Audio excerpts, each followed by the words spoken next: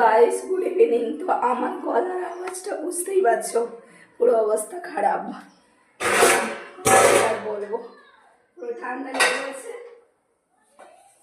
তো এরকম ঠান্ডা লেগে গেছে, মানে বেশি বলার নেই। তাও তোমাদেরকে হচ্ছে একটু কি বলবো, মানে ভিডিও তো করতে হবে, তাই করলাম। তো এখন বানাবো আদা চা। আমার গলার আওয়াজ দেখেছি, পুরো গলা গেছে। তো এখন আদা টাদা দিয়ে চা করছি, গলাটা ভালো লাগবে, দেখতে থাকো। সব দিয়ে আমি এখন চা করছি। তেজপাতাও দেবো, গোলমরিচটাও দেবো,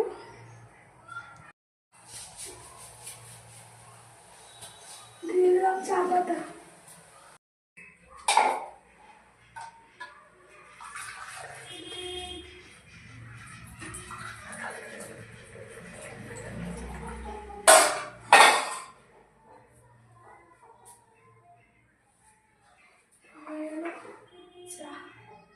এখন খাবো, মানে কথা কেউ আওয়াজ হচ্ছে দেখছি।